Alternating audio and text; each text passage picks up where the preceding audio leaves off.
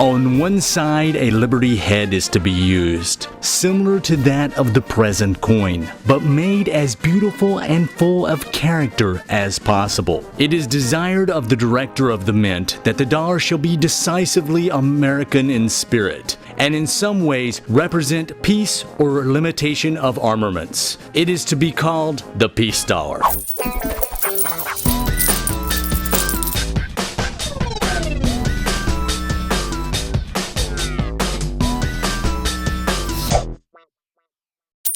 The peace dollar had its origins back in 1918. On April 23, 1918, the Pittman Silver Coinage Act was passed. This bill was written by Raymond T. Baker, who was the political campaigner and committee assistant to Nevada Senator Key Pittman. The bill required the U.S. government to sell refined silver to the United Kingdom. About 270 million silver dollars were melted down because of this act. About 260 million of those coins were sold to the UK as melted refined silver. While the bill allotted for around 11 million of those coins that were melted to be created into minor coins and denominations by the mint. But this didn't happen with the act. The Pittman Coinage Act of 1918 was to help the UK. They had a lack of sufficient metal to maintain the $1 per troy ounce that was backing for silver at the time. With the passing of the Pittman Act of 1918, the silver dollars, which were being stored in mint vaults and also in the US Treasury, they were backing for $1 silver certificates that the US government issued. Now, with the passing of this bill, 47% of these dollars, which were the Morgan dollars created from 1878 until 1904, they were destroyed. A provision that was built into the Pittman Coinage Act of 1918 stated that any silver that was destroyed that were backing for silver certificates had to be replaced with dollar amount coins that were created from domestic silver. In late 1920, George T. Morgan, who was the chief engraver at the mint, was directed by the federal government to recreate the Morgan dies to replace the silver dollars that were lost because of the Pittman Coinage Act of 1918. Now, unfortunately for Morgan, the old Morgan dollar dies that were used from 1878 until 1904 were destroyed in May 1910. So at age 76, George T. Morgan began to redo his old design. With the reissuance of the Morgan dollar in 1921, there were a lot of people that said, you know, the Morgan dollar's kind of run its course, let's come up with a new coin. There were a lot of people that wanted to create a peace coin because of the Great War, or World War I. Now, the ANA got involved pushing for the peace dollar, and they were having some luck, but not really that much luck, because to create a new coin, you need an act of Congress. So what happened is Representative Vestal introduced a joint resolution amendment to the Pittman Coinage Act. And on May 9th, 1921, the amendment called for a issuance of a new peace dollar post-war to World War I. Well, what happened in 1921 is production for the Morgan dollar was ceased on anticipation of the new peace dollar that was about to be released. Now here's where things get sped up, because this peace dollar process went from 0 to 90 in about a blink of an eye.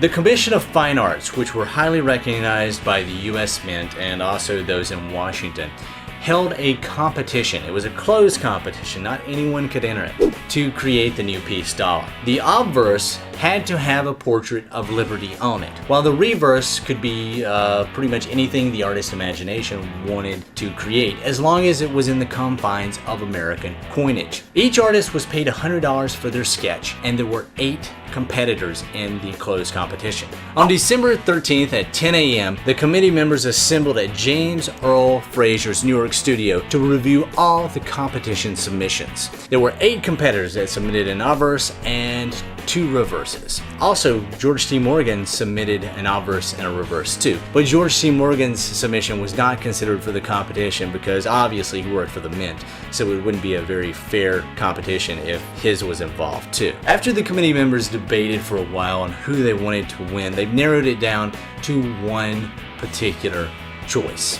So their winner was 34-year-old artist Anthony de Franchichi. His actual design, he had one obverse and he had created 4 different reverses, but he couldn't figure out which one he wanted to add to the competition, but finally he narrowed it down to just 2 reverses. Franchichi used his 22-year-old wife Teresa as the model for Liberty on the obverse. Well, the design was approved by Raymond T. Baker, who was the director of the Mint at the time, with a request of some modifications. He wanted the periods removed on the date, and he also wanted peace somewhere on the coin, and he wanted the eagle on the reverse to be on a broken sword. Now, there was a very tight deadline for this peace dollar. They wanted it out almost pretty much immediately. And this was on December 19th, 1921 when he approved the model. And they wanted a 1921 coin before the end of the year. So they only had a few days to get this worked out. On December 20th, the press photographed the new model coins. Now, the director of the Mint,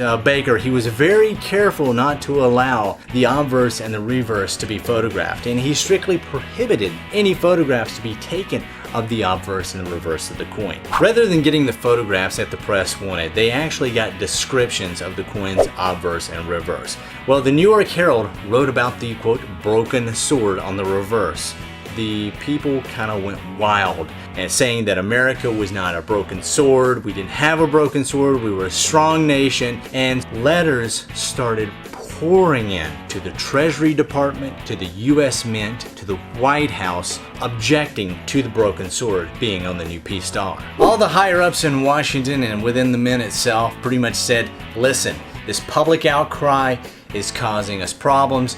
The sword has to be removed from the reverse. The people at the Mint freaked out because they had such a narrow deadline on getting this coin produced. They didn't really know what to do. The only thing that they knew is that the sword had to be removed from the dies. Well, George T. Morgan was skilled in reworking dies under magnification and also detailing them under magnification. He removed the sword, he also reinforced some of the rays, and he extended the olive branch to cover up the reworked areas where he removed the sword. And the thing is, people didn't really know this until years later that this had taken place. But George T. Morgan was the savior of the 1921 peace dollar. If he wouldn't have been able to do this, what probably would have happened is it would have been carried over and we would have had a 1922 peace dollar instead of a 1921. The coin presses in Philadelphia started on December 28th, 1921 to create the new peace dollar. Now, they were wanting to do it in a high relief, and they had done some proof, sandblast proofs and also satin proofs in a high relief. But the rush to put the design through really didn't give the Mint time to regulate, quote, test strikes like they would have done with other coins they were creating. So probably what they did is they modified the design on the fly. 3 weeks went by and they decided they needed to create a lower relief peace dollar. So they created the medium reduced relief in 1922. Now, they had some issues with this one too. It lost some of the artistic design entirely from the coin, and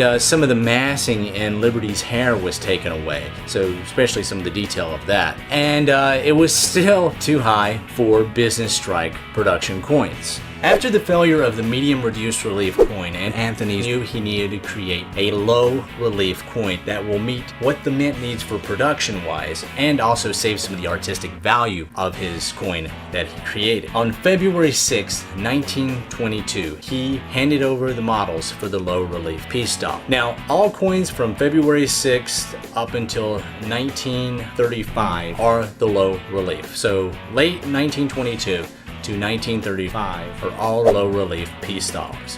He did change a few things on the low relief. He changed the reverse to have no connection with the olive branch and the eagle talon. He put 2 mounds to the right of the word peace instead of 3, and he just put 3 rays under 1 instead of 4.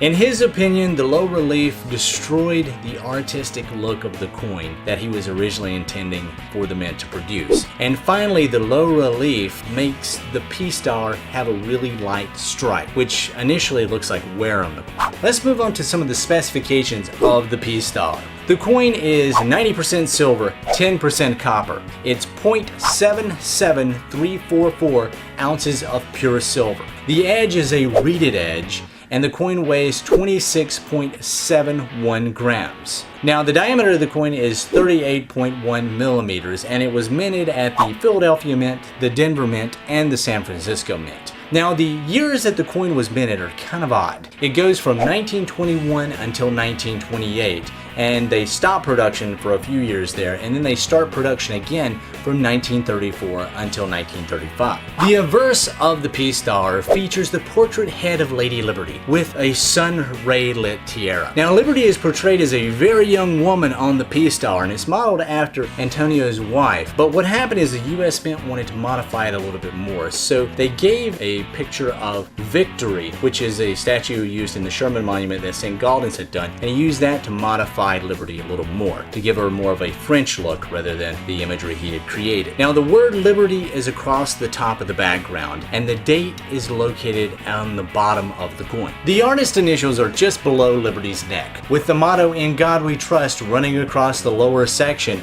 of the actual coin. Now, here's kind of an interesting thing about the word trust on the obverse. Instead of a U, there is a V. Now, I've had people come up to me and say, "I've got this rare silver dollar with a V where a U should be." Well, that's untrue. All piece dollars have a V instead of a U because Anthony wanted them to have the Latin style of lettering rather than the traditional style. The reverse of the piece dollar shows a perched eagle with a rising sun and its rays pretty much in the entire fields of the reverse. The eagle is perched on a rock with an olive branch, and the word peace is located at the base of the coin on the rock. The words $1 are written across the lower section of the coin with United States of America at the very top and E Pluribus Unum directly underneath that. Now, the mint mark on the piece dollar is located just below the 1. Well, let's talk about the rarities in the piece dollar series. But before we get started, there's one thing you need to know about the piece dollars, and this involves their mint state grades.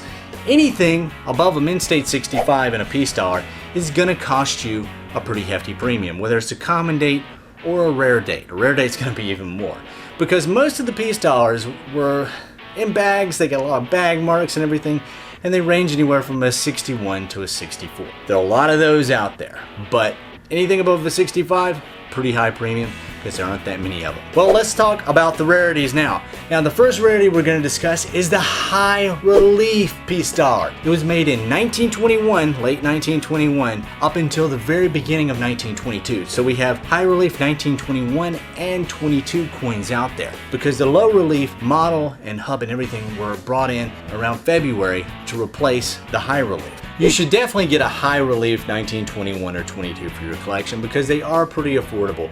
You're going to be spending anywhere from a couple $100s up to several $1,000s for them, but they're a must for your collection depending on what type of grade you get. The other rarity that's out there is the 1928 Philadelphia Mint. It's the key date of the series, with only around 360,000 made that year. So you definitely want to check out one of the 1928s. Other rarities in the series are the sandblasted satin proofs. These were made during the irregular times of when they were going from a high relief to the medium reduced relief to the lower relief, because they were striking a few of these, so there are not that many of them in existence, and the cost of them is absolutely skyrocketed. So if you want to buy a sandblasted or a satin proof piece dollar, be sure to have a lot of money, because you're going to be spending a lot of money for these proofs, because there were not that many of them made, and they really don't look like proofs that we consider proofs nowadays, because they were kind of, I guess you could call, trial strikes to see how the coin would turn out. Another rarity is the 1934 double die, along with the 1964 D piece dollar. Now you're saying to yourself, what do you mean 1964? I thought they stopped making them in 1935. Well, they did, and they were going to release them again in 1964. And the Denver Mint had made up around 322,000 of them, but they were struck down and none of them were released, and all of them were melted. Now, more than likely, some of them were spirited out of the Denver Mint. So there may be a few out there, but the US government is taking the same stance on this like they do with the 1933 St. Gaudens. None of the coins were released to the public, so the government still owns the coin and is still the government's property. Now, there have never been any photographs of the 1964 D peace dollar, and I hope to be doing a whole show devoted to the 1964 D peace dollar in the future. Now, as a collector, you want to know what to collect in the peace dollar series, and there's several different avenues you can go. If you're a very, very high-end collector and you want to spend a lot of money, go with anything above a 65. But if you're an average collector, stay within the 63 to 64 range. You can get some great coins at great prices. Now, the cool thing about the peace dollar series is it's almost probably right next to the Morgan dollar, kind of the queen of varieties. There are a ton of different varieties in the peace dollar series. Like this common date 1922, we have a mint state 63 PCGS with an extra hair attachment on the side. It's part of the top 50 of the varieties. And also we have a 1922 PCGS holder here that it's not noted, but if you look up in the top, you'll see a hairpin in Liberty's tiara. So that's kind of neat. Along with the doubled motto of the 1927 D too.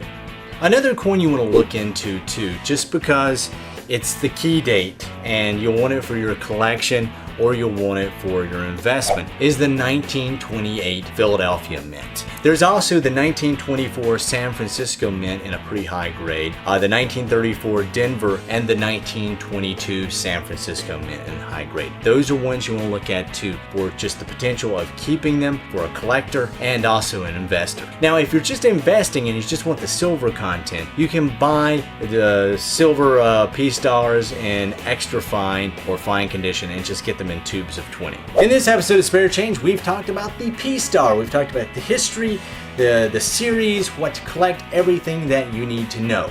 I'd like to thank APMEX, that's American Precious Metals Exchange, for sending all the peace dollars you've seen here over courtesy for the show. Go check out their website, APMEX.com. They've got these that you see here, and they've got all kinds of other cool things over there that you can check out, whether you're a collector or you buy bullion or whatever. I would also like to thank our other sponsor too, Numis-Network. That's Numis-Network.com. Go over to their website and check out some of the stuff that they have. They've got a lot of modern coins over there at very reasonable prices for you guys to purchase and keep collecting, because it's all about the collecting is what it is. Well guys, until the next episode of Spare Change, I am Mark Absalon, and who knows what you'll find if you check through that pocket change, and maybe I'll see you guys at a coin show.